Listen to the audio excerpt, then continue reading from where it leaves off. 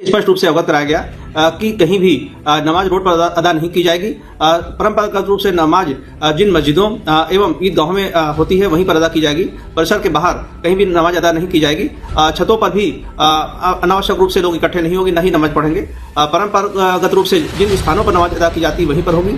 साथ ही loud speaker भी अनावश्यक रूप से नहीं बजाए जाएंगे, यह भी सुनिश्चित किया गया है। परंपरागत रूप से जहाँ जिन स्थितियों में नमाज अदा की जाती है जो कराते हैं वही कराएंगे, यह सुनिश्चित किया जाएगा। मुस्लिम की नमाज में इतनी बड़ी आपत्ति पूरे देश को हो रही है, सरकारों को हो रही है, तो बहुत आश्चर्य की बात नहीं है, क्योंकि लगातार 2014 के बाद से जिस कगार पे ये सरकार इस देश को लेकर आई है, सिर्फ इन्होंने नफरत की है। इनको जब यूएई में या कहीं और जाना होता है तो ये सबसे गले मिलते हैं, सबको गले लगाते हैं। आज नमाज रोक रहे हैं, कल पता नहीं क्या करना चाहते हैं, लेकिन हम इस देश की मिट्टी में हमारे बड़ों का, हमारे बुजुर्गों का खून शामिल है। हम कहीं नहीं जाएंगे, यहीं रहेंगे। सरकारें आती हैं जाती हैं, आज इनकी तानाशाही है लेकिन हमेशा नहीं चलेगी। इराक में एक बड़े पुलिस अफसर बोल दिए, अगर रोड पे नमाज पढ़ेंगे तो तुम्हारा पासपोर्ट कैंसिल, तुम्हारा गन लाइसेंस कैंसिल।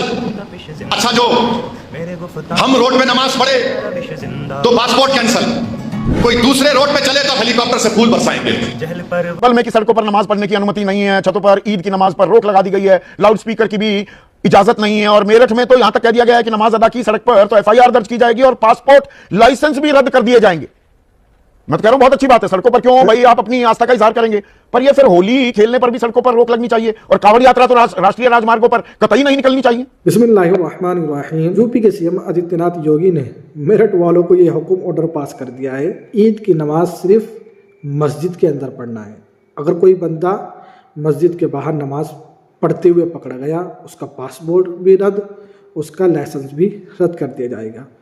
और मेरठ के शायद डीएसपी एसपी कौन है, उसकी वीडियो भी निकल करके आई है, ने कहा है कि मस्जिद के अंदर नमाज पढ़नी है। लोग आ रहे हैं, हम देखेंगे मस्जिद भर जाएगी तो दूसरी मस्जिद की तरफ जो है उनको रुख कर दिया जाएगा। आप जो है वो डीएसपी की बात को सुने तो क्या बोल रहे हैं। स्पष्ट रूप से अवगत कराया गया कि कहीं भी नमाज रोड पर अदा नहीं की जाएगी। परंपरागत रूप से नमाज जिन मस्जिदों एवं ईदगाहों में होती है वहीं पर अदा की जाएगी। परिसर के बाहर कहीं भी नमाज अदा नहीं की जाएगी। छतों पर भी अनावश्यक रूप से लोग इकट्ठे नहीं होंगे, न ही नमाज पढ़ेंगे। परंपरागत रूप से जिन स्थानों पर नमाज अदा की जाती है वहीं पर होगी।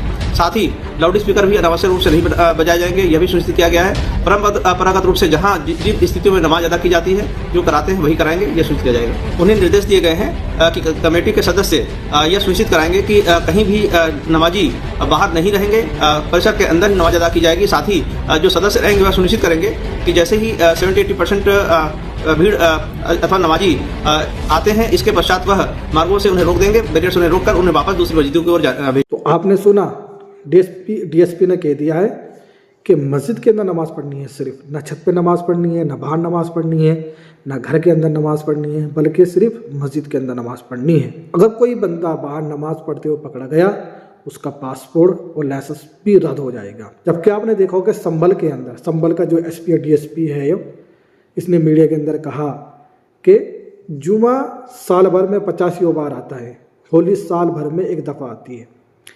अब जुमा आ रहा है, हमारी होली भी जुमे को आई है, तो जुमे को लेट करो और हमारी होली खेली जाएगी।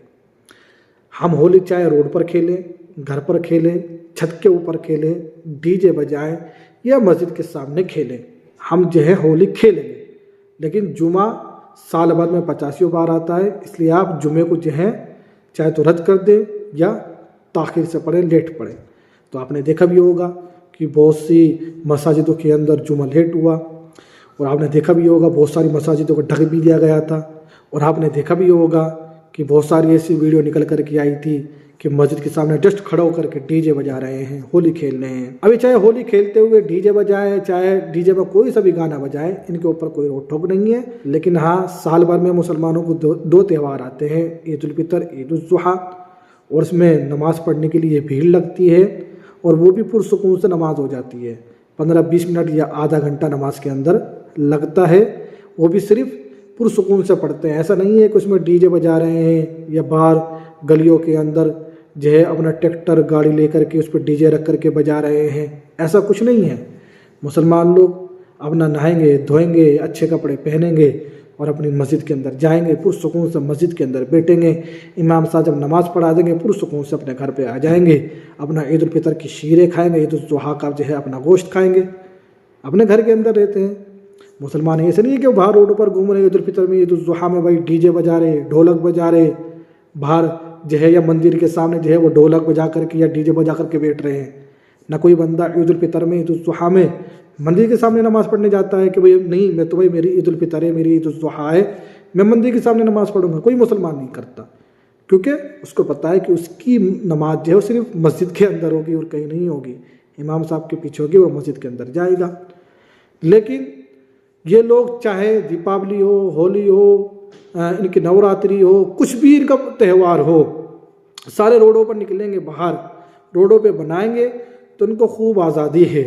जब मुसलमानों का त्यौहार आएगा तो मुसलमानों को धमकी दी जाएगी कि तुम्हारा पासपोर्ट भी रद्द कर दिया जाएगा, लाइसेंस भी रद्द कर दिया जाएगा, जैसे कि मेरठ वालों को कहा है। हालांकि ये मेरठ वालों के नहीं है, अब चाहे संभल के मुसलमान हो, मेरठ के मुसलमान हो, मुजफ्फरनगर के मुसलमान हो, रामपुर के मुसलमान हो, मुरादाबाद के मुसलमान हो, कहीं पर भी मुसलमान हो, उनके लिए यही ऑर्डर है कि आप मस्जिद के अंदर नमाज़ पढ़ें, बाहर नमाज नहीं पढ़ेंगे।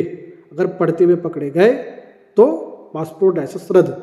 जबकि आपने देखा भी होगा कि बहुत से मुसलमान, किसी ने भाई अस्पताल के अंदर नमाज़ पढ़ ली, किसी जो कोई सफ़र में जा रहा, कहीं वहाँ पर जगह मिली, वहाँ एक तरफ नमाज़ खड़ो करके पढ़ ली। अब बहुत सारे लोगों ने, सोशल मीडिया का ज़माना है, उसकी वीडियो बना करके डाल दी।